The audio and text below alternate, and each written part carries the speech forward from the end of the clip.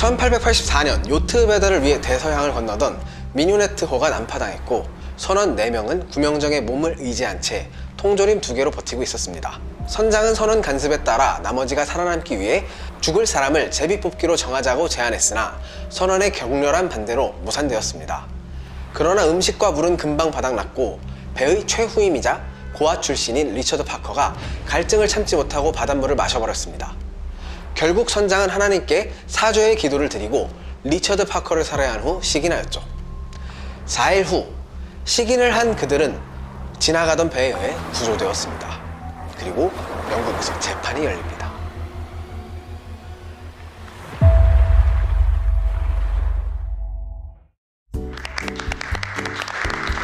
안녕하세요. 우리 더드림교회에서 목회하고 있는 신성관 목사라고 합니다. 네, 반갑습니다. 네, 안녕하세요. 과학과 기독교 독실한 이덕실입니다. 네, 반갑습니다. 김상무입니다. 인문학자입니다. 왜 방송 제목이 독실한 대화인지 그러게요. 소개 한번 해주면 좋을 것 같아요. 사실 우리 채널 이름을 정할 때 네. 많은 거에서 고민을 에클레시아, 어쩐 TV 해봤는데 멋있는 이름을 생각하려고 하면 안 돼. 오히려 그럼 우리 주제가 뭐고 우리가 하는 컨셉 자체가 뭐지 하고 있을 때 가장 먼저 떠오르는 거는 대화이고, 근데 대화인데 누구랑 하냐? 이독실이랑 한다. 그럼 독실이랑 대화하자 해서 그냥 바로 이렇게 만들어진 거거든요.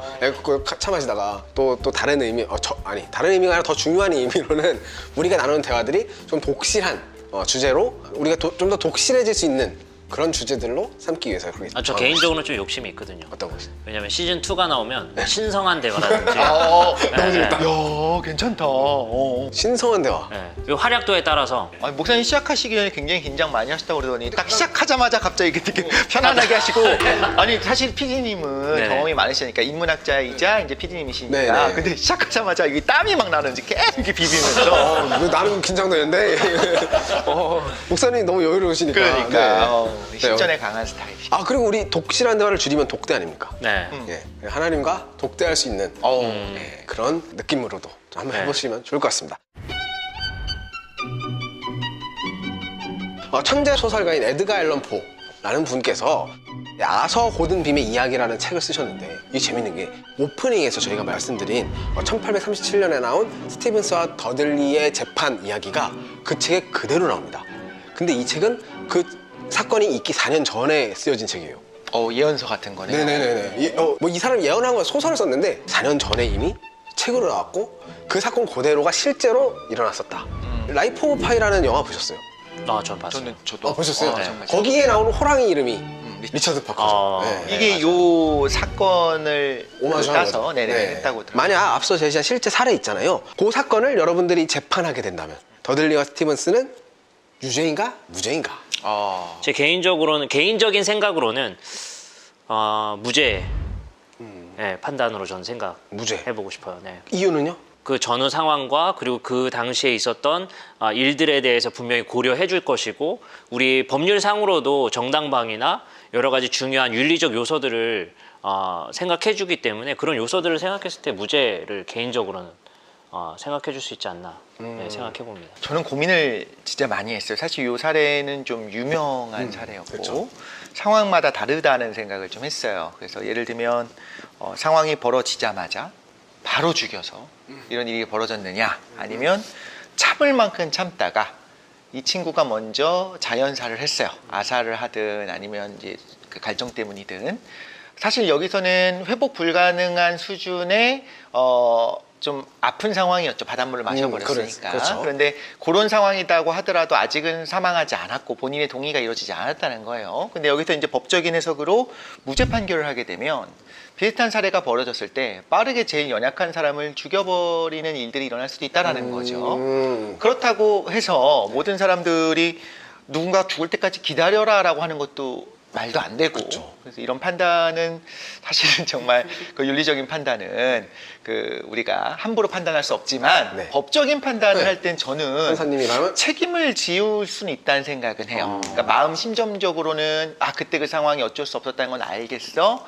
하지만 너는 동의를 받지 않고 리처드 파커를 살해한 것도 사실이고, 혹시 그 미스트라고 하는 영화 보셨어요? 네네네. 자녀들이 괴물들에게 죽을 것 같은 위기가 되니까 아빠가 총으로 그 가족들을 살해를 해요. 그 다음에 바로 안개가 걷히면서 어떤 일이 일어나냐면 군대가 오는 걸 봐요. 그러니까 그건 무슨 의미냐? 이것도 결과론적인 거예요. 만약에 리처드 파커를 살해를 했는데 그 직후에 몇 시간 있다 구조될 수도 있었다는 거예요. 그럼 리처드 파커 죽지 않았을 수도 있다는 거죠. 그쵸. 죽이지 않을 수도 있어요. 근데 우리는 봤을 때 죽었고 그 식인을 하고 그 피를 마셨기 때문에 살았으니까 그럼 그거를 죄를 묻는 건 부당하다고 얘기하는 거는 그 이후의 시점인 결과론적인 거고 해석이라. 네. 항상 판단을 할 때는 그 시점에 이 사람의 의도와 그 시점에서 이제 위법성을 확인해야 된다고 생각한다면 무죄 판결까지는 좀 어려울 것 같고 야 그래 심정적으로는 알지만 하지만 이거는 잘못된 거니까 너가 이 부분에 대해서는 어느 정도 책임을 져라. 85년? 종신형? 어렵습니다. 어렵지만 네. 기꺼이 이 사람도 감수했었어야 됐다고 생각해요. 어쨌든 자기가 누군가의 생명을 앗아갔잖아요. 그쵸. 그 자기가 죽었어도 되는 거거든. 어떻게 보면 리처드 파커 죽을 이유는 없었어요, 사실. 근데 내가 죽인 거예요. 나의 생명을 살리기 위해서. 그럼 그거에 대한 대가로서 좀 나의 그 삶의 일부를 네. 사회에 환원하는 그런 게 필요하지 않았을까라는 생각을 뭐 사실 이렇게 편안하게 앉아도 배부르게 이렇게 얼마나 저 건방진 생각입니다만 그래도 저 개인적으로는 굉장히 설득됐다. 제가 가볍게 하는 얘기로서는 이런 거는 국민 참여 재판이 필요하다 생각이 들어요. 여론이 되게 중요하겠다는 생각이 되게 많이 들어요. 왜냐하면 그 얼마 전 그 뉴스 기사를 보니까 이번에 조두순 네. 한 남성이 침입해서 구타를 했다. 근데 국민적 여론이 어떤가가 재판에 또 굉장히 중요한 요소로도 요즘에 작용하는 상황인 것 같아요. 그리고 과거에 김구 살해범에 대해서 정의봉에 정의봉. 대한 이야기들도 사실 법적으로는 유죄 판결이 났으나 그 뒤에 사면을 받는다든지 어떤 그런 조건들이 있진 않나. 근데 말씀하신 부분이 잘 설명되어진 것 같아요. 법적으로는 유죄 판결일 수 있겠으나 분명히 그 뒤에 후속 조치나 그런 여론들을 살필 것 같다라는 생각은 저도. 실제로 이 당시 실제 사건에선 유죄가 났습니다. 네, 영국 재판부에선 유죄를 때렸고 배심원들이 있었어요. 네, 그리고 그 당시에 또 신문에서도 난리가 났었고 여론이나 판사분들의 이 입장도 좀 다 이제 이건 유죄다. 네, 그러나 강도 높게 처벌할 수는 없다 해서 금방 사면을 해준 걸로 그렇게 나와 있습니다. 근데 사실 여러분들이 이제 찬성하시고 설득되셨잖아요. 만약에 그 전에 제비뽑기를 했어. 만약에 진짜로 했어. 네. 그래서 하필이면 또 리처드 파커가 걸렸네. 그래서 죽여서 먹었다라고 하면 그거는 어떻게 될까요? 옥사님 어떤가요? 제비뽑기를 했다. 네. 우리가 먼저 전제해야 될 게 살인 그 자체만으로 죄를 물을 수 있는가라는 어떤 문자적 해석을 해야 되는가라는 것에 대한 고민이 돼요. 예를 들어서 과거의 사형 제도 때 총살을 한다 했을 때 공포탄을 넣고 실탄을 넣어서 누가 죽였는지 모르게끔 그 사람의 어떤 윤리적 죄의식을 없애려고 하지만 제비뽑기를 통해서 그 사람을 죽였다 안 죽였다 아니면 그게 그 사람이 뽑혀서 죽어야 된다. 이게 만약 그 사람이 자살이 아니라면 누군가가 그걸 어차피 죽여야 되는 상황이라면 그거 자체도 사실은 문제가 된다라는 생각을 갖게 되는 거예요. 4명이서 했으니까 25% 동살인을 한 걸 수도 있지 않나요? 그렇죠. 네. 네. 그것도 그럼 죄로 제비뽑기라는 게 내가 걸릴 수도 있잖아요. 동의를 한 거죠. 네, 그러니까 그렇죠. 난 동의를 한 거잖아요. 그러니까 사실은 내가 동의한 일에 대한 결과로서 나온 거니까 이것을 이들한테 죄를 물어도 될까? 라는 생각도 들고요. 저는 이 부분에 대해서는 오히려 이 극한 상황에서 어떤 사회적 안전망에 전혀 들어갈 기대가 어려운 현재 상황에서 이 4명이 정말 모두가 동의해서 제비를 뽑았다. 그거에 대해서 죄를 물을 수는 없다라는 생각은 해요. 그 안에서.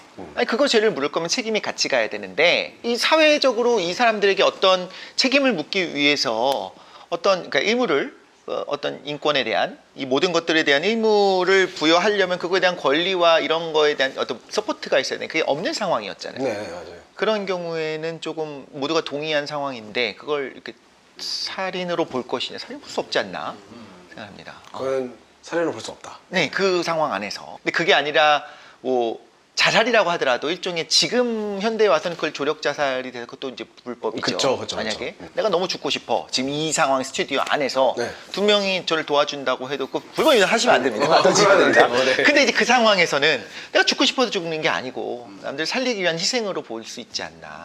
그렇죠. 제 생각으로도 이게 상황적 판단이라는 계속 결론에 이르게 되는 것 같아요. 왜냐면 아까도 말씀드렸다시피 살인 자체로 문자적으로 적용하면 사형제도에 어떻게 보면 참여하는 사람들도 살인이 될 수 있다. 그렇게 되면 그쵸. 어쨌든 전후 상황의 그 상황적 판단을 하는 것이고 우리 독실님이 말한 것처럼 첫 번째 상황과 지금의 상황은 그 미묘한 차이. 그러니까 그 사람이 죽을 거라고 예상해서 내가 살인을 하는 거냐 아니면 동의하에 그 사람을 죽이는 거냐 어떤 그 상황적 차이가 계속 지금 유죄냐 무죄냐를 가르는 그렇죠. 그런 판단이 되지 않나. 그러면은 잠시만요. 근데 왜 피님 말씀 안 하십니까? 이거 제가 쭉 들어보니까 왜 어려운 걸 우리만 얘기하고 자기는 얘기 안 하는 것 같은 느낌이 드네요. 저는 제비뽑기는 하나님의 뜻이다. 성경에 나오잖아요. 네. 하나님의 뜻이냐 아니냐 이거를 군분할 때 제비뽑기를 쓰잖아요. 네. 그러면은 제비뽑기는 어느 정도 합법성을 가지고 있지 않을까? 라는 장난스러운 대답을 하고요. 실제로는 네. 제비뽑기에 참여한 순간 모두가 살인범이 되는 거죠.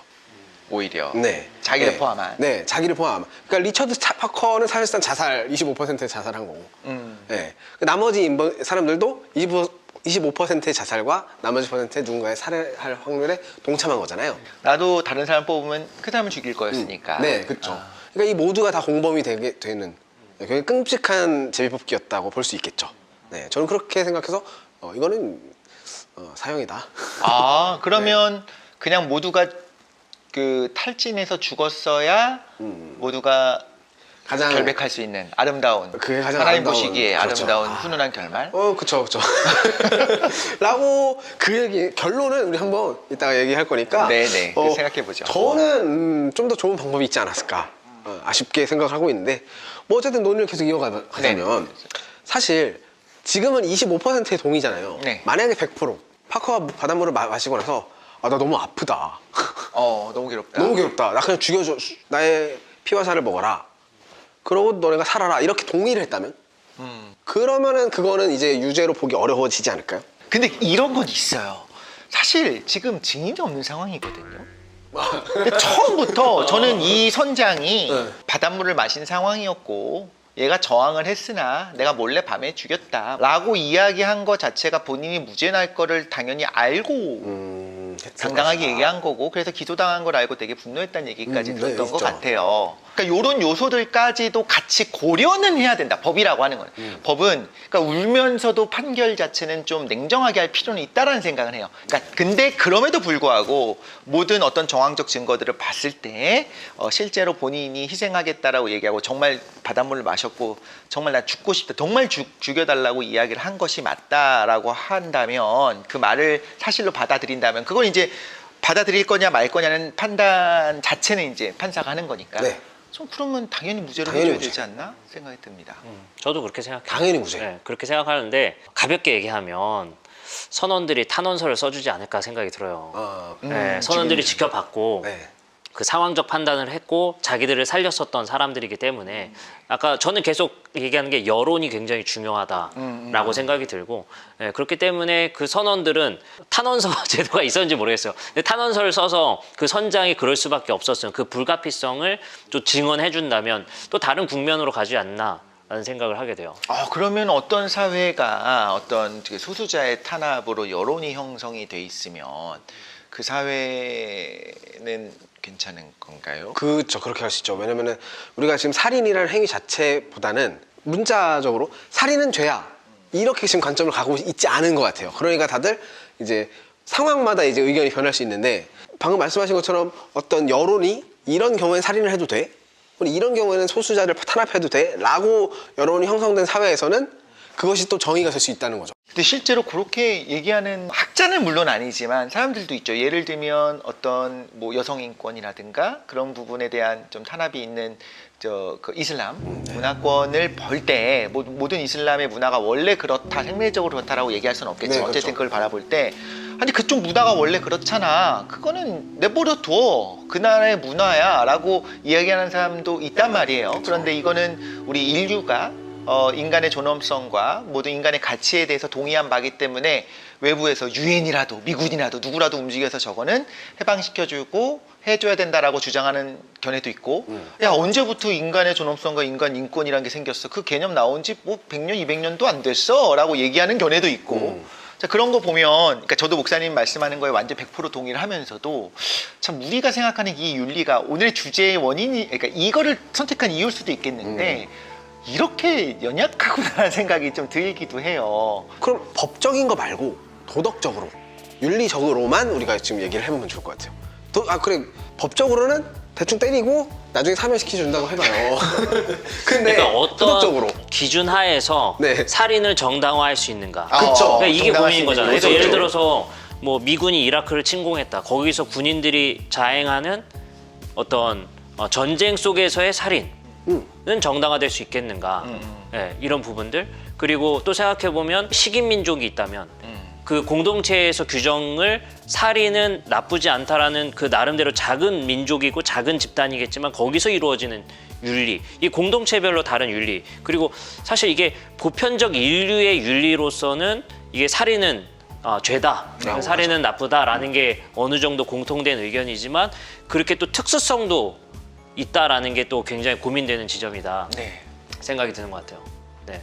그래서 그래서 성경에서도 네, 꺼내야 돼요 성경. 네, 꺼내야죠. 성경. 그 성경에서도 규정적으로 보편적 우리 인류에게 살인하지 말라라는 규범이 아예 정해져 있죠 십계명에서. 그쵸. 네. 근데 이것도 하나의 고민은 되는 거예요. 뭐냐면 살인하지 말라가 개인 윤리인가 아니면 국가 윤리인가? 라는 고민이 되는 거죠. 그 살인하지 말라가 국가 윤리로서도 적용이 되면 사형 제도는 잘못된 거죠. 네. 그게 근데 개인 윤리에 국한돼야 되는가 그런 고민들도 상당수 존재한다라는 것이죠. 근데 웃기는 것은 이게 살인하지 말라를 문자적으로 적용해서 살인은 안 돼라고 생각하는 분들의 대다수가 또 사형제도에 대해서는 찬성하는 경우가 있단 말이죠. 네. 이런 것들이 모순이 일어난다라는 견해들도 있다. 한번 우리가 생각해 볼 수 있는 필요성이 있는 것 같아요. 성경에도 이제 십계명에 나오는 살인하지 말라가 있지만 동일하게 하나님이 좀 굉장히 냉혹한 면을 보일 때도 있잖아요. 그렇죠. 하나도 살려주지 말고 팔레스타인 애들을 다 죽여라. 다 완전히 그렇죠. 없애라. 가나안 정복 전쟁에서 그쵸. 일어난 어린이를 남기지 마라. 진멸에 대한 명령이 있죠. 심지어 젖먹이는 아이까지. 네, 네. 거기까지 모든 걸 다. 그런 요소들을 고려했을 때 이제 문자 그대로 살인은 어떤 경우에도 죄가 된다라고 해석하지는 않을 것 같긴 해요. 그렇다면 해석의 요소는 언제나 들어간다는 거고, 그런데 여기서 항상 위험성은 귀에 걸면 귀걸이, 코에 걸면 코걸이, 어떤 권력자가 자기의 입맛대로. 네. 그리고 뭐 과거에 많이 있었죠. 야, 이건 성전이야. 이건 하나님을 위한 거야. 죽여도 돼. 이교도니까 때려잡아. 이런 일들이 일어났었기 때문에 처음부터 이 주제는 그 보편윤리라는 것이 존재하느냐, 뭐 거기까지 이런 가야 것까지 돼요. 가야 될 것 같은 생각도 들어요. 그러면 사실 이게 해석의 여지가 들어가 버리면은 사실 십계명에 살인하지 말라라는 말부터가 우리가 이거는 해석을 해야 돼라고 한다면 십계명은 보편적인 윤리가 아니다라는 결론까지 갈 수밖에 없는 거죠. 살인하지 말라라고 십계명에서 전제하지만 또 하나님의 정복 명령에서는 살인에 대한 명령이거든요. 폭력에 대한 명령. 그게 구약을 해석하는 데 있어서 굉장한 논란이 많아요. 그러니까 하나님이 명령을 하신 거란 말이죠. 그쵸. 살인하지 말라의 명령도 있고 살인, 폭력에 대한 명령도 동시에 등장한단 말이죠. 그거는 우리가 일단 전제를 하지 않더라도 어떤 상황적 차이는 있을 것이다. 그렇죠. 라는 걸 우리가 전제할 수밖에 없다. 라는 것이고, 이 살인하지 말라는 일단 저는 인류적 대전제를 말씀하셨지, 이게 살인하지 말라가 무조건적인 살인하지 말라로 치부할 수는 없다. 왜냐면 여기 성경 자체가 두 가지의 모순이 등장하기 때문에 네. 어떤 상황에서 그러면 하나님께서는 폭력을 용인하셨고 전쟁을 명령하셨고 그걸 가능하게 하셨는가에 대한 우리는 해석적 생각을 해봐야 된다는 거죠. 성경 속에서. 그 차이를 한번 생각해 봐야 된다는 거죠. 상황마다 다르니까 이건 보편윤리가 아니다라고 쉽게 말하기보다는 전체적으로 인류 대부분의 문화권에서 공통적으로 나타나게 되는 그런 윤리적인 부분은 분명히 맞고 십계명에 있는 내용들은, 그런데 그 세세한 내용들 하나하나는 당연히 그 내용에다가 그 돌판에다 새길 때 살인의 그 정의부터 시작해서 쓰면 너무 길어지거든요. 각주 달고. 그렇죠. 그게 너무 길어지니까 우리도 네. 이제 헌법이 있고 그다음에 이제 구체적인 내용들로 이제 민법, 형법 들어가는 것처럼, 특별법 들어가는 것처럼 일단 대전제로서, 야, 사람이 사람을 왜 죽여?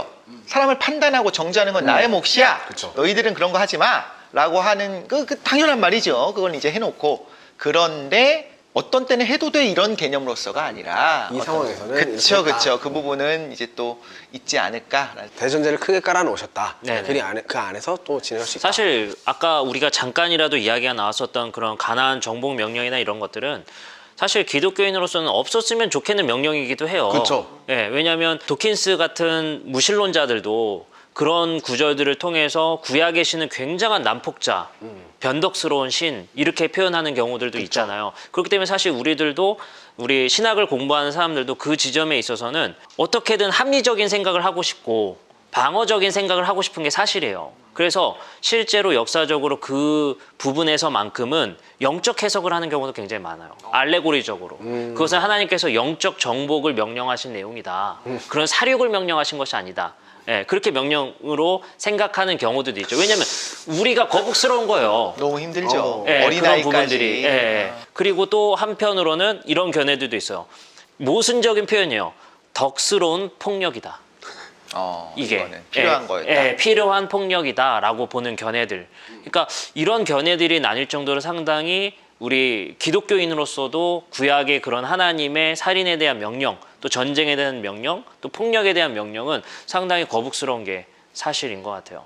이제 그런 명령에 대해서 혹은 그 당시 유대인들이 했었던, 그러니까 이스라엘 민족이 했던 거에 대한 뭐 두둔 이거는 아닌데 우리가 다양하게 생각해 볼 만한 요소는 있어. 제가 3가지 정도 생각이 나는 게 있어요. 첫 번째는 국가 총력전이라고 하는 개념이 나타난 다음부터는 네. 무고한 민간인은 없다라고 하는 개념이 나타나기 시작했어요. 그 그렇죠. 당시는 아니었지만 그러니까 예를 들면 미국이 일본을 폭격을 합니다. 일본이 먼저 진주만 폭격을 했죠. 그러다 전쟁이 났고 일본 본토를 폭격을 합니다. 그럼 민간인이 죽어요. 그거에 대한 당연히 비판이 있습니다. 근데 뭐라고 이야기를 하냐? 아니 무고한 사람이 어디 있냐? 거기 있는 민간인들 다 동의해서 자기들이 군인으로 보내고 그다음 군수공장에서 일을 한다. 실제로 맞았고 히로시마에 핵이 떨어졌습니다. 안타깝죠. 핵이 떨어졌다는 거 사실보다는 그렇게까지 몰고 갔었던 일본의 수뇌부도 문제가 있었고 실제로 히로시마는 거대한 군수공장이었거든요. 그럼 하나하나의 민간인이 무고하냐? 이게 이제 그게 없다는 견해가 있었다는 거예요. 그렇다고 젖먹이들까지 다 죽이니까 죽어도 돼. 이게 개념이 아니고 네. 그래서 국가 총력전이란 건 그런 거다. 그 전까지는 사실 그랬잖아요.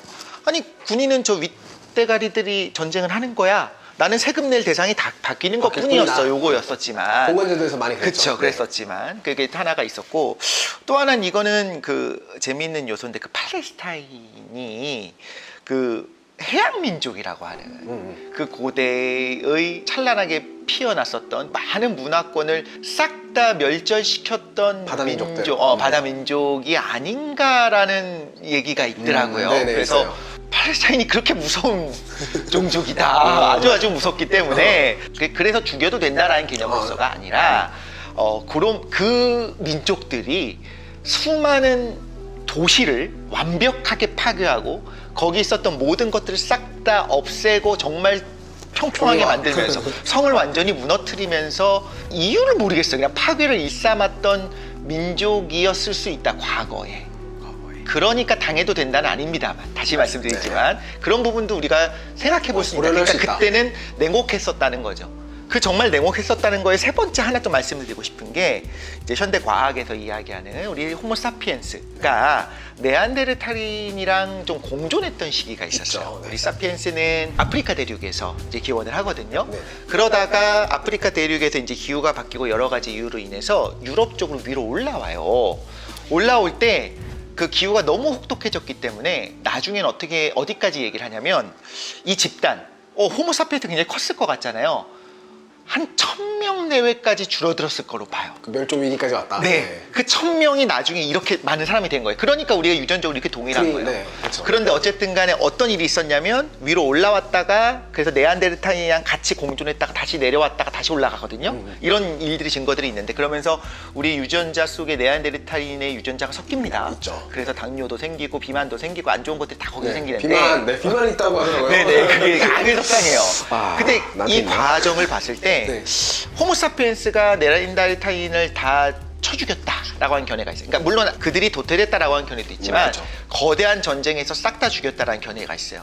거기에 우리가 윤리적으로 죄를 묻느냐? 호모사피엔스는 생각이란 걸 못하는 사람들이었냐? 요즘의 견해는 뭐냐면 똑같다는 거예요. 우리랑 똑같은 사고가 가능했을 사람들인 거예요. 거의 우리가 유인원 원숭이 수준이라고 생각하는데 전혀 그렇지 않고 뇌의 크기부터 시작해 모든 게 우리 우리 사고랑 지금이랑. 똑같았어요. 그러면 네안데르탈인을 싹 다 죽이고 완전 멸절시켜버리고 이렇게 쫙 퍼져가는 과정에서 야, 그거 비윤리적이라고 아무도 욕하지 않는다는 거죠. 윤리적이라고 하는 거를 이야기할 때는 상당히 그래서 시대적인 고려는 필요할 수밖에 없다는 거를 아주 옛날에 네안데르탈인과의 그 소모사피엔스와의 정복 전쟁부터 시작해서 그 이후에 있었던 해양 민족의 후예였을 수도 있는 그리고 현대인 총력전의 개념까지 같이 고려해서 우리가 함부로 판단하기 좀 어렵지 않나. 그런 면에서 보면은 모르겠습니다. 어렵습니다. 현대 사회에서 살인하지 말라. 네. 괜히 목사님 저 죽이지 마세요. 이거는 전 맞는 요구라고 생각하는데. 놓치지 마세요. 이거 당연한 말이죠. 네, 되는 되죠. 네. 이 순간에 우리는 집중해서 너 이거 한 거 잘못한 거야 라고 우리가 윤리적인 판단을 내리는 것도 당연히 할 수 있고 해야 되고 하나님도 같은 말씀을 하시겠지만 다르게 볼 때는 만약에 정말 억울하고 가슴 아픈 죽음이 있었다면 내세에 하나님이 좀 위로해 주시지 않을까. 수고했다. 괜찮다 하지 않을까. 모르겠어요. 이거 좀 어려워요. 성경에서의 명령이라고 하면 어떤 신의 명령인 것이고 어쨌든 성경에서도 이게 상당히 껄끄러운 게 사실이기 때문에 성경 자체에서도 출애굽기 때 이미 예언적으로 드러난다는 것이죠. 창세기죠. 창세기에 나온 말씀들도 4대 만에 출애굽할 것이고 그곳에 죄악이 아직 가득 차지 않았기 때문에 심판을 보류 중이라는 말씀이 있단 말이죠. 네네. 근데 그것 자체가 전제가 살인에 대한 합리화를 이미 전제하고 있다는 거죠. 창세기에 그들을 죽여야 되는 확실한 이유가 있다. 하나님의 판단하에 명령을 내리신 것에 대한 이스라엘 백성들의 순종으로서의 어떤 전쟁 사건으로 우리가 보게 되잖아요. 네. 근데 참 재밌는 게 있어요. 뭐냐면 그거를 진멸에 대한 명령을 히브리어로 헤렘이라고 하거든요. 네. 그 헤렘 전쟁이 여기서 등장하지만 하나님께서 명령을 하셔서 가나안 땅에 진멸 명령을 내리셨지만 놀랍게도 그들이 여리고성 사건 때에 아간이 물건을 훔쳐서 진멸당하는 사건이 똑같이 헤렘이에요. 온전히 바치지 않았다는 그 온전히가 헤렘이에요. 그러니까 하나님의 그 어떤 진멸 명령은 가나안에만 국한된 것이 아니라 너희들에게도 똑같이 적용된다는 거거든요. 그러니까 죄악으로 인한 심판에 대해서는 가나안만 더 잘못해서가 아니라 너희도 똑같이 나에게 그렇게 심판당할 수 있다. 라는 전제 속에 심판에 대한 명령, 전쟁에 대한 명령이 이루어진다라는 것이 성경에서는 전제로 이미 되어져 있다는 것이죠. 근데 그렇게 생각했을 때 우리는 한 가지 또 생각이 드는 거예요. 하나님의 어떤 판단은 도대체 무엇인가? 독실님이 마지막 말씀하신 것 때문에 저는 이걸 더 길게 말씀드린 것 같아요. 잘 모르겠다라고 말씀하신 부분들. 사실 신의 판단과 신의 정의, 그것은 어느 정도 대전제로 성경에서 말하고 있지만 그 디테일한 부분을 우리가 과연 이해할 수 있겠는가? 하나님께서 과연 가나안의 어떤 부분에 대해서 그렇게 분노하셨고 정화 사건이나 아니면 그것의 성전의 명령을 내리셨느냐에 대한 판단을 우리는 잘 모르겠는 거죠. 그 모르겠다라는 판단을 저는 욥이 가장 강력하게 드러내고 있다고 생각해요. 욥이 당한 고난이나 신으로부터 왔다라는 판단, 친구들이 얘기를 하잖아요. 너가 어떤 죄가 있었기 때문이다. 이게 보편적 윤리예요. 욥의 새 친구들이 와서 욥에게 하는 얘기들은 그 당시에 통용되던 보편적 지혜를 말하는 거예요. 보통 이런 사람들은 이랬기 때문이야. 보통 이런 저주를 받은 건 너희가 자녀들이 죄 있는지 없는지 한번까지도 살펴봐. 분명히 뭐가 있을 거야. 죄가 없는데 그러느냐? 보통 신은 이렇게 움직여 라는 어떤 신에 대한 규정이 있었다는 거죠. 근데 욥의 결론부에서는 네가 나를 판단할 수 있겠느냐.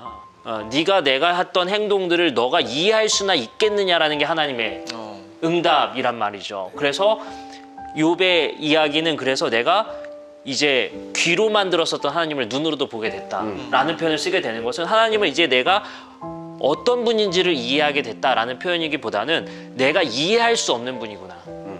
내가 감히 상상조차 할 수 없는 그런 분이구나를 저는 욥의 결론으로 보거든요.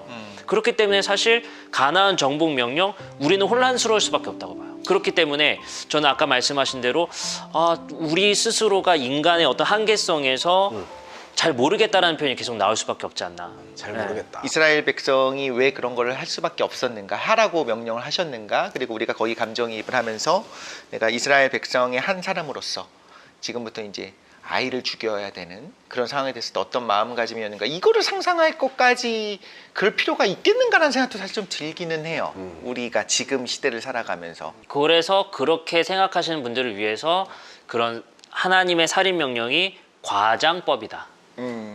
그거 좀 투머치하게 문학적으로 담은 것이다라고 이제 생각하는 견해들도 있죠. 실제로 블레셋을 진멸시켜라 라고 하시고 걔네가 순종을 했다고 하는데 그 다음 장에 또 블레셋이 나오는 가나안 민족도 진멸되었으나 또 나오고. 그렇죠. 예, 예. 그 정복 전쟁이 다 끝나지도 못했죠. 그래서 저도 성경에 등장하는 수사법에 대해서 이렇게 많이 얘기를 해요. 성경에서 예를 들어서 이런 거죠. 요나단이 독수리보다 빨랐다. 세상에서 제일 느린 독수리랑 굉장히 빠른 요나단이랑 잠깐 네. 그러니까 이겼나 그거를 봅니다. 그래서 그런 과장법을 성경에서는 그걸 과장법이라고 하면 그것이 어떻게 보면 거짓말이라고 보는 것이 아니라 성경에서의 과장법은 강조다. 근데 독수리도 뛰면 뛰어서 하면 날개 묶어놓고 나도 이길 것 같은데. 지금 굉장히 진지한 얘기예요. 굉장히 지금 굉장히 중요한 얘기예요. 예, 과장법은 강조다. 그렇게 오히려. 봤을 때 사실 그 명령이 과장법이라고 문학적 표현으로 읽기를 한다면 하나님의 강조다. 뭐냐면 작은 죄도 너희는 용납하지 마라. 어떠한 죄도. 네, 고린도 교회에 작은 것들을 덮는 관행들이 있었단 말이죠. 그런 것들에 대해서 사도 바울은 용납하지 않겠다는 그 예수님의 누룩의 비유를 사용한단 말이죠. 그런 것을 봤을 때 그런 과장법의 사용은 하나님께서 그 죄악에 대한 상당한 어떤 분노와 심판의 견해가 있는 분으로서 강조하고 있는 것이다라고도 생각해 볼 수 있다는 거죠. 그럼 어린아이도 사실은 정말 사람으로서 정말 그 어린아이가 무슨 죄가 있겠어요. 그게 아니라 그 작은 죄의 씨앗까지도 남겨놓지 말아라. 그 배금주의의 씨앗까지도. 거기 사실은 그 광야에 살고 있었던 광야를 돌아다니고 있는 그 이스라엘 백성들 입장에서는 그 도시의 그 문화가 그렇게 아름다워 보이고 그랬을 거라고 하잖아요. 그걸 보고 휘둥그레하는 그거 단 하나도 남겨놓지 마. 너희들은 그런 거 남겨놓으면 안 돼. 이런 수사법으로서 생각한다면 제 마음이 좀 편해지는 부분이 좀 있는 것 같아요. 네네네. 예. 그래서 그게 또 이제 여호수아서에 이제 정탐을 하는 사건이 나오잖아요. 그때 네네. 기생 라합이 나온단 말이죠. 뭐 기생이라는 표현이 맞는지는 모르겠어요. 정탐을 명령하셔서 그것에 정탐을 하러 갔을 때 도와주는 사람들에 대해서 어떻게 보면 살려주는 장면이 나온단 말이죠. 그건 어떻게 보면 신의 전제 속에서 가능한 일들이었어. 그것도 하는 순종의 차원이었거든요. 그쵸. 근데 사사기에서 똑같은 사건이 나와요. 근데 그 사건 속에서는 자기들 판단으로 살려준단 말이죠. 근데 거기 성경에서 표현은 그것이 그들의 올무가 됐다고 그래요. 그러니까 니네들 판단으로 남겨두는 죄는 그렇게 너희들의 나중에 걸림돌이 되고 올무가 될 수 있다라고 판단되어지는 것이죠. 그러니까 그런 지점 속에서도 분명히 성경에 강조점이 있는 것 같다. 그게 제가 봤을 때는 고민이 돼서 후대에 랍비라는 제도가 생긴 것이 아닌가. 네, 그러니까 문서 종교로서 텍스트 종교로서 그 개인적인 판단, 예를 들어서 안식일에 수건을 가져와서 물을 좀 닦아야 돼요. 근데 안식일은 일을 하지 말라는 규정이 대전제예요. 근데 내가 물을 닦아야 되기 때문에 휴지를 뽑으면 일이 돼요. 일이야. 그러니까 이건 랍비한테 물어야 되는 거예요. 그렇지. 이런 상황에서 어떻게 해야 됩니까? 그리고 사실 근데 개신교회 그 교회마다도 목사님들의 해석이 다를 거 아니에요. 그러니까. 마찬가지인 것 같아요. 우리들도 성도들도 모르지. 하나님의 보편된 어떤 도덕률이 어느 것인지는 우리가 모르잖아요. 목사님도 모른다는데.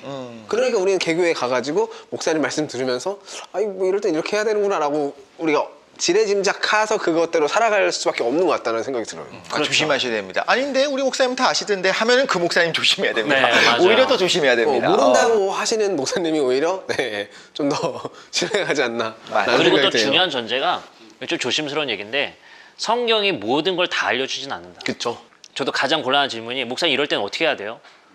라는 질문이 항상 제일 곤란한 것 같아요. 그런 규정도 예를 들어서 성경에 뭐 담배도 나오지 않고 지금 현대적인 차원의 일들이 등장하지 않는 것들을 현대적으로 어떻게 우리가 성경적으로 그 윤리 규범들을 소개해주고 판단시켜줄까 이런 지점들이 상당히 좀 어렵잖아요. 네. 그거 시도하는 것 자체가 좀 저는 좋지 않은 것 같아요. 그래서 전 목사님 말씀하신 것 듣고 딱 떠오른 게 성경에서는 뭐 크리스퍼 유전자 가위를 가지고 유전자 편집을 해서 하는 것이 죄냐 아니냐, 사람의 유전자를 가지고 조작하는 것이 죄냐 아니냐 이런 거에 대해서 아무런 대답을 당연히 하지 않죠. 당연히. 네. 당연히 이제 보수적인 특히 이제 가톨릭부터 시작해서 이런 데서는 당연히 사람을 갖고 대상으로 하는 것들을 지금 허용하지 않아요. 그거는 신의 어떤 영역이다라고 이야기를 하니까 일면 동일합니다. 저도 그렇긴 하지만 어쨌든 간에 기술 발전이 이렇게 가면서 성경에 나오지 않은 수많은 윤리적인 문제들은 나타나게 될 거고 거의 최후의 보루로서 아마 종교가 존재하고 있을 거라고 봐요. 모든 걸 허용할 수 없는 것도 사실이고 그럴 때 처음부터 유전병을 가지고 태어날 그런 아이들을 위한 이런 것도 가능하고, 근데 그것조차도 안 되고 이게 너무 많은 것이 있을 수 있잖아요.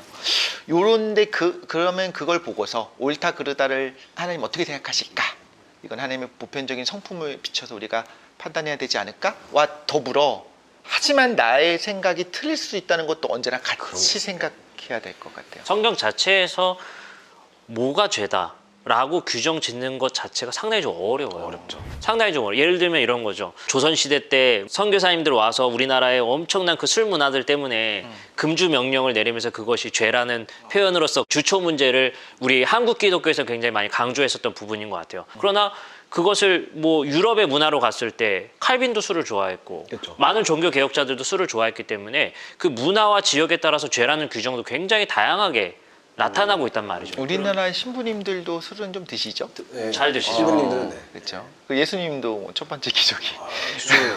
마지막에 가실 때도 어. 네, 한 잔만. 기독교에서도 스펙트럼이 굉장히 넓기 때문에 어디서는 뭐 그럴 수 있고 이럴 수 있다고 생각하는데, 그런 규정들 자체가 상당히 어떻게 보면 성경이라는 기준 속에서 이게 죄고 아니다, 이거 판단하는 것도 상당히 좀 어렵다. 그리고 어떻게 보면 성경을 오해하게 만들게 하는 것 같기도 하고. 네. 저는 그래서 사실 여기서 질문을 드리고 싶은 게, 사실 제 생각에는 윤리라는 것을 얘기할 때 우리 인간이 가진 윤리는 이런 것들이 있잖아요. 뭐 의무론적 관점, 칸트가 얘기한 너의 모든 행위가 보편된 것이 되게 하라라고 하는 정언명령, 이런 것들이 있기도 하고, 공리주의 이런 게 있기도 하잖아요. 최대 다수의 최대 행복. 근데 이건 어쨌든 우리가 뭐 길게 토론하지 않더라도 이거는 사실 우리가 가진 한계가 있는 윤리관인데, 그렇다면 하나님의 윤리, 그 선이라는 가치가 더 먼저 있냐, 아니면 하나님이 하는 모든 행위가 선이냐, 하나님이 하는 행위가 모두 다 선인지, 아니면 선을 행하는 게 하나님인 건지. 선함의 정의가 보편선이 있고 네. 하나님이 거기를 충실히 따르는 건 따르는- 아니지 그렇게 할 것이냐. 그거에 벗어날 수 없는 분이냐. 네. 이런 거는 목사님이 하셔야 됩니다. 오늘 목사님 좀 대답을 네. 해주시면. 하나님이 하시는 일이 선이다라고 하는 것은 성경 속에서 우리가 하나님이 하시는 것은 모든 게 선이야 라는 적용은 좀 어려울 수 있다고 봐요. 왜냐하면 우리가 계속 논의하고 있는 게 사실 해석과 상황이었던 것 같아요.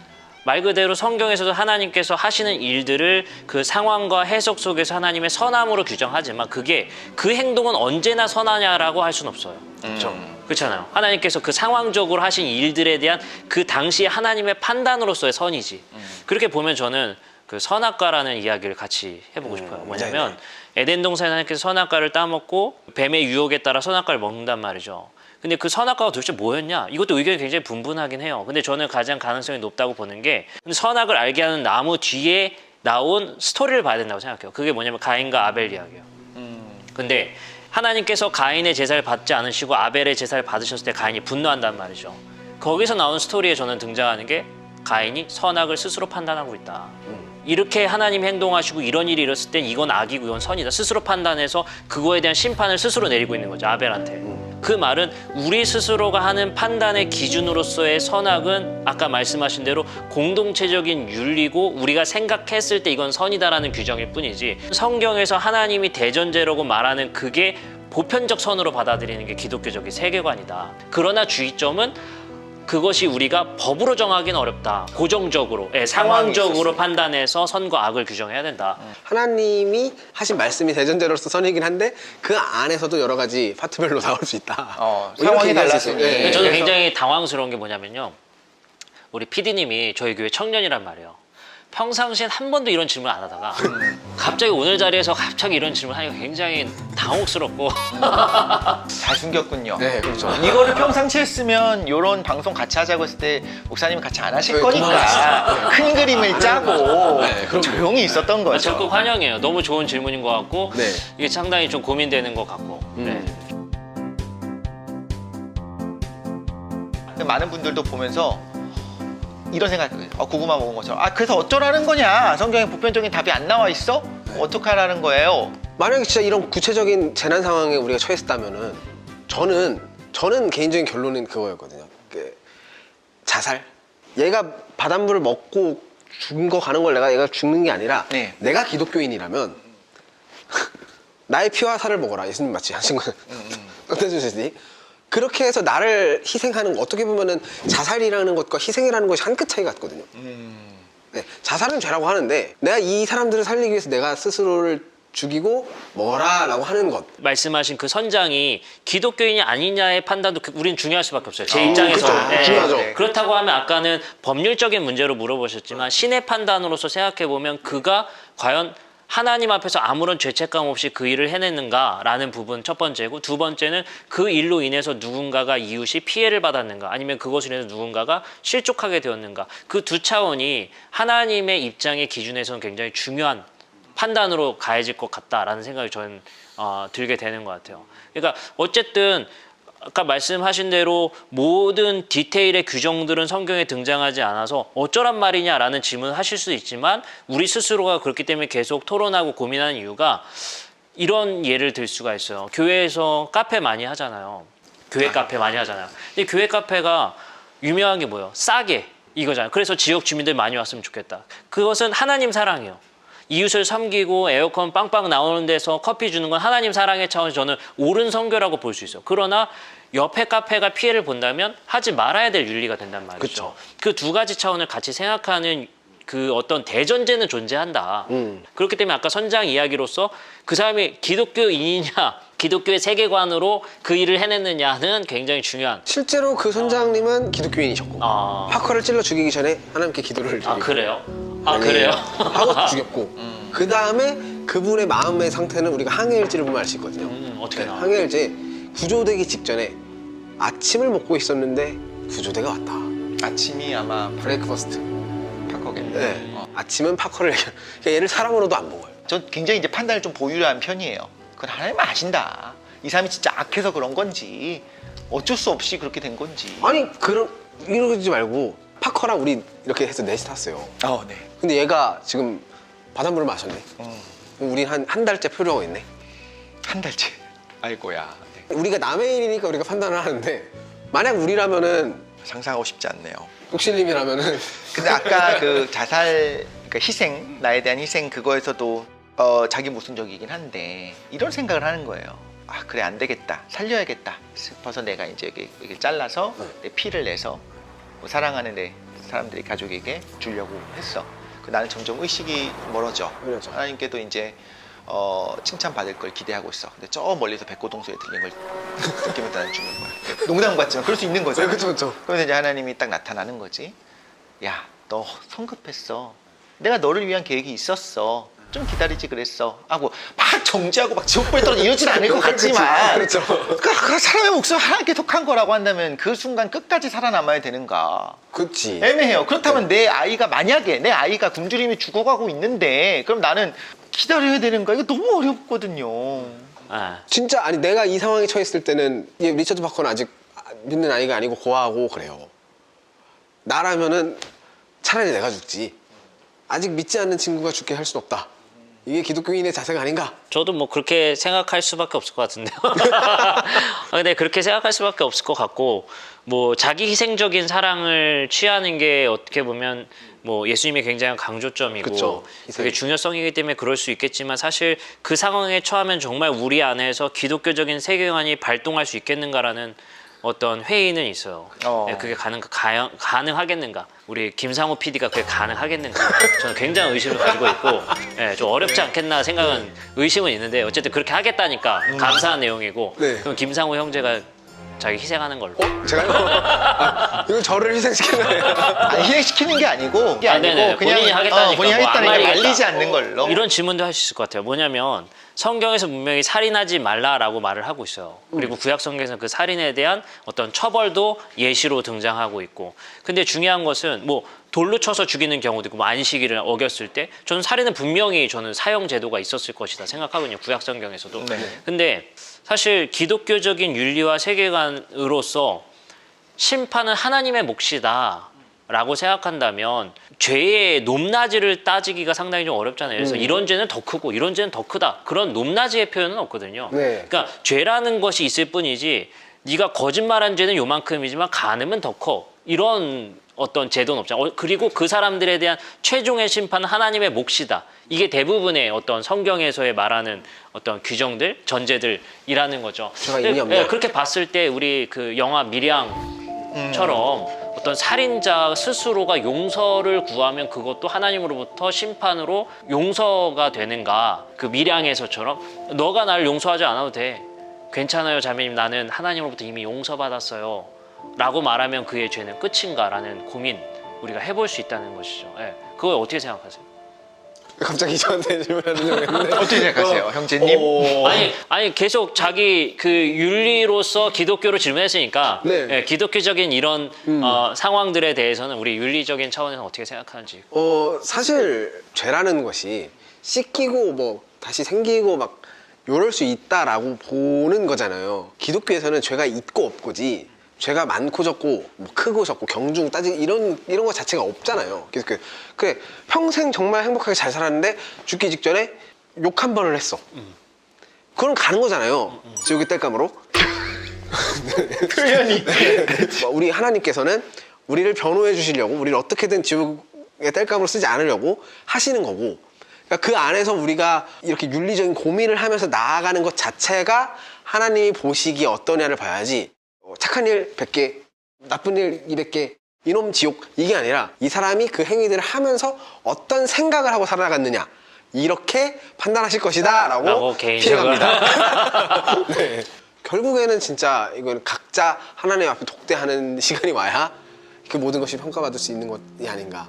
하나님께 용서받아서 너의 영혼에 대해서는 하나님이 과연 해주셨을지는 모르겠지만 하나님께 독대하고 너의 반성과 영혼의 정결함을 보이고 회개하고 이거는 오케이. 하지만 사회 안에서 피해자에게 용서 구하는 건 네가 해야지. 왜냐면 가해자의 것은 가해자에게 해야 되는 것처럼 사회 안에서의 어떤 사회 구성원으로서의 의무가 저는 100% 동의해요. 왜냐하면 국가법은 저는 진짜 충실히 지키려고 노력하는 사람 중에 한 명이고, 최대한으로. 저희 교회도 그래요. 예를 들어서 방역법, 뭐 이게 뭐 방역 패스가 의미가 있냐, 지금 뭐 그런 문제가 아니라 국가에서 지정했을 공동체로서의 존재로서 기독교도 열심히 따라가야 된다라고 저는 생각하는 입장이기 때문에 교회의 윤리를 그렇게 가고 있거든요. 근데 한편으로는 기본적인 전제로서는 그렇게 따라가되, 우리 모두가 선이라고 생각하는 것은 따라가되, 국가의 법이 예를 들어 사회적 약자나 소외자들에 대해서 차별하거나 그들에게서 폭력을 가하는 법이 제정된다고 했을 때는 그거에는 따를 수 없다. 법이라도 기독교적인 반대적인 저항의 입장은 분명히 기독교가 표해된다. 그렇기 때문에 대전제는 기독교도 이 세속의 사회 안에서 거하는 공동체의 윤리는 같이, 우리가 선한 것은 같이 받아서 따라가되, 그것이 절대적인 하나님의 법과 어긋나는 일들에 대해서는 우리도 저항의 의식이 또 한편으로는 필요하다. 그 두 가지를 말하는 게 바울의 윤리겠다, 저는 생각을 좀 해보게 돼요.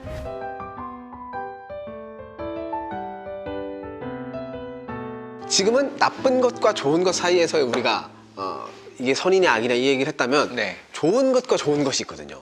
좋은 예를 거야, 들면 좋은 거. 네. 제가 PD잖아요. 저희 뭐 예를 들면은 팀들이 있어. 내 막내들이고 함께 있어. 근데 어디서 열심히 일을 했는데 돈을 못 받았어요.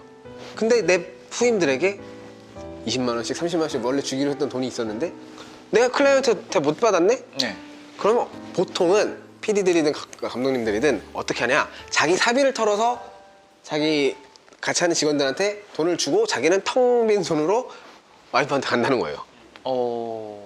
이 사람들한테는 어떻게 기억되냐, 정말 좋은 감독님이다 라고 기억이 되는데, 집에서는 당신 왜 나가서 일을 해놓고 돈을 안 갖고 오냐, 이거가 되는 거예요. 심지어 나의 마이너스야. 걸 뺐어. 네. 그걸 그 적금을 깼어. 물론 아까 방금 뭐 살인 이런 얘기보다는 훨씬 더 무겁지 않은 얘기지만, 사실 이런 것들이 훨씬 더 우리 사회에서는 현실적이죠. 현실적이게 많이 나타나는 거잖아요. 네네. 그러니까 지금 우리 PD님 얘기는 우리 스태프들에게 돈을 못 줄 수도 있다라는 어떤 지금 굉장히 그런 분위기를 지금 깔고 있는 건가요? 아닙니다. 아유, 다들 동의하는데 그러지 마시고. 네. 예를 들어서 저희 교회에서 뭐 선교를 한다, 정체를 했을 때 어떤 거를 우리가 우선시 할 거냐 할 때 나름대로의 교회도 기준이 있어요.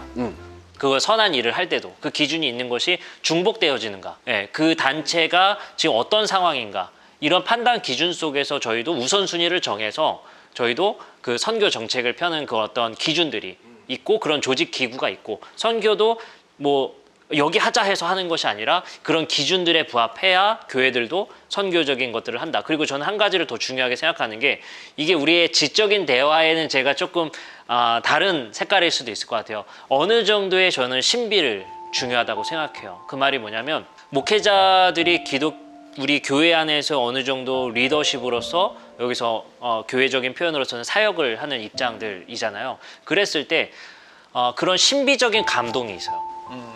네. 요번 크리스마스 시즌에는 여기를 하고 싶다라는 어떤 기도와 어떤 여러 가지 영성의 차원들 안에서 어떤 신비도 같이 와요. 근데 그 신비에만 의존하진 않습니다. 그 신비 안에서 기준 속에서 부합하느냐, 그 두 가지를 같이 보는 견해들이 있어요. 왜냐하면 어쨌든 교회는 그 좋은 일, 아까 말했던 좋은 일을 위한 판단을 해야 되기 때문에 그런 판단들 속에서는 기도와 어떤 그런 마음 주심과 그런 영적인 신비들을 받아들이는 입장들이기 때문에 그런 신비 속에서, 근데 그 또 한편으로는 신비에만 의존하면 내 생각일 수도 있다는 거예요. 그쵸. 내 욕망일 수도 있다는 것이죠. 저한테 유리한 들, 예를 들어 제가 학교에서 대학교 강의하는데 이왕이면 대학교에 후원하자. 난 그런 마음의 감동이 있었다.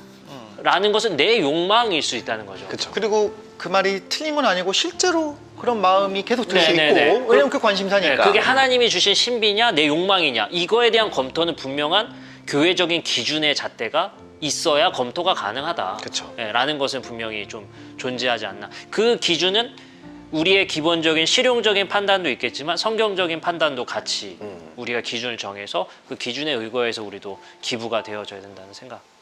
그 통계학에서 나오는 그 큰 수의 법칙이 있어요. 네.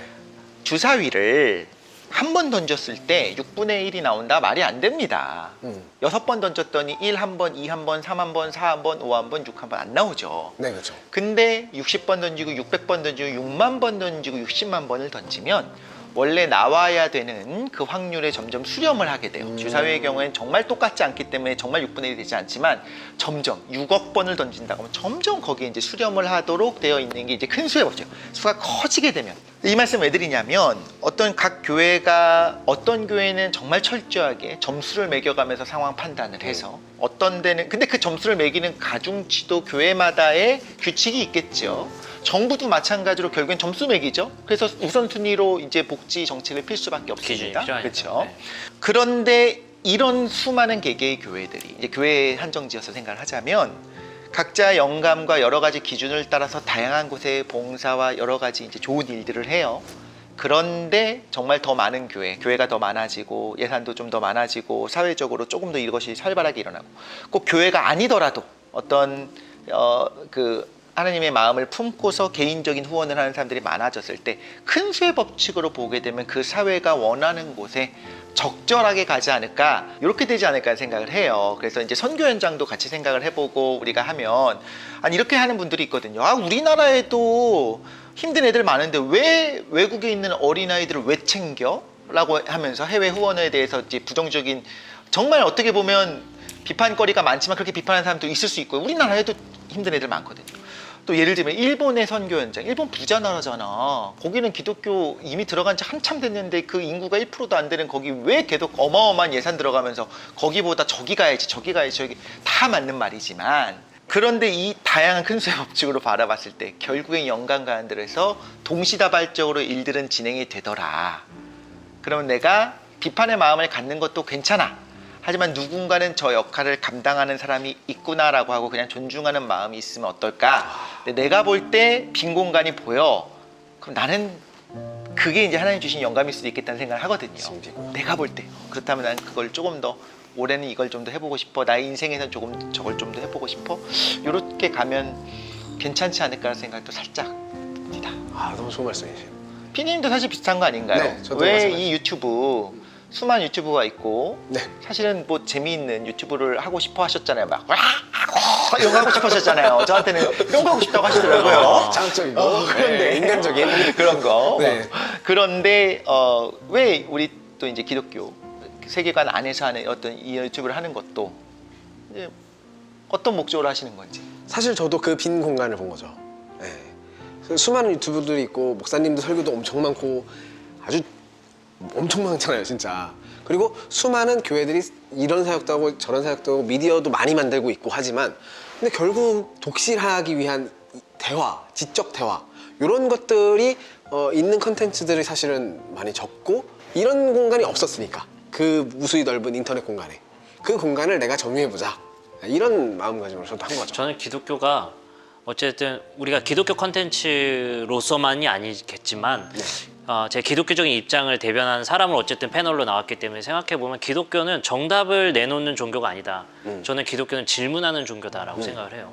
지금의 것들의 선과 악에 대해서 우리는 대답을 내놓기보다 질문을 끊임없이 줄 수 있는 종교가 돼야 된다 생각을 하는 입장에 있어요. 그래서 아까도 말씀하셨지만 대부분의 교회들은 또 좋은 일들을 하고 있다라고 좀 생각을 하고 있거든요. 그러나 우리가 또 한번 생각해 봐야 될 것은 거기에 계속 우리는 질문을 던져야만 우리 기독교로서의 개혁은 계속된다라고 생각을 하는 입장이고, 어찌됐든 예수님이 주신 법과 하나님이 주신 법의 대전제는 선하지만 인간이 그것을 악용하고 계속해서 합리화시키고 만들어가는 부분에 있어서 우리는 계속 질문을 던져야 된다.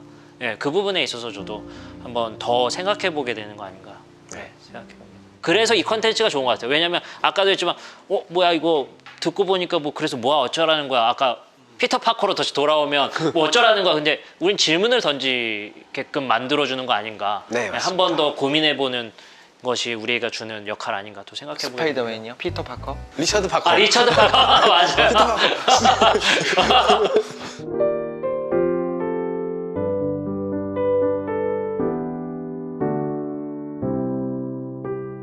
네, 그래서 오늘 이제 네. 마무리를 할 건데요. 오늘 함께 이야기 나누시면서 어떠셨나요, 독실님?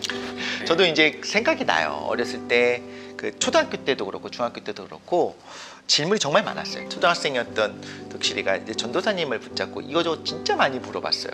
성경에 대한 궁금함, 또 성경의 자기 모순적인 부분들이 좀 많이 있죠.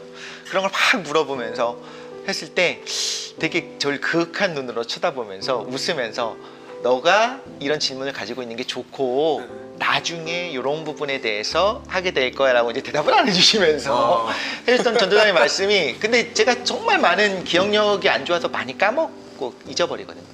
근데 그때 그 순간 아직도 기억이 나는 거예요. 그게 저한테는 되게 큰 일이었어요. 그래서 아직도 기억이 나고 이거에 대한 이제 해결이 될 거다의 갈증에 대해서 제 안에서 이제 어느 정도는 생겼죠. 근데 그 어느 정도 생긴 게 뭐냐면 잘 모르겠다예요. 근데 그 모르겠다는 것이 답답하고 답이 없다가 아닌 다른 종류로서 그 답이 생겼는데, 그럼에도 불구하고 또 알고 싶은 여러 가지 요소들이 있습니다. 이거는 저 혼자 생각해도 될 수 있는 건 아니고 그쵸. 제대로 된 어떤 신학적인 개념과 어떤 인문학적인 개념을 같이 해야 돼서, 안 그래도 좀 같이 대화를 나눌 수 있는 장이 있었으면 좋겠다 싶었는데 우리가 어떤 집단 지성을 좀 이뤄나갈 수 있지 않을까 생각이 들어서 기대가 굉장히 많이 되고 더 많은 질문을 해야겠다는 생각을 하게 됩니다. 네, 맞습니다. 네. 네, 너무 즐거운 시간이었어요. 제가 좋아하는 게 당황하는 거거든요. 그걸 되게 즐기는 스타일이기 때문에 우리 두 분이 주신 질문이나 같이 나눴었던 것들에서도 되게 어떻게 보면 누가 그러더라고요. 철학을 공부하는 이유가 자신을 낯설게 하는 방식이다라고. 저는 그거 굉장히 공감하거든요. 신학도 그래야 되고 우리의 신앙도 그래야 되지 않나. 그쵸. 우리가 너무 디폴트 세팅이 돼 있어서 우리가 굳어진 채로 신앙할 때 이런 컨텐츠들이나 이런 질문들이 한 번 더 고민하게 되고 나를 깨우는 시간이었다라고 저는 생각해서 너무 좋습니다. 오늘 그럼 여기까지 하고요. 네. 다음 시간을 기약해 보도록 하겠습니다. 좋습니다. 네. 감사합니다. 네, 네, 감사합니다. 감사합니다.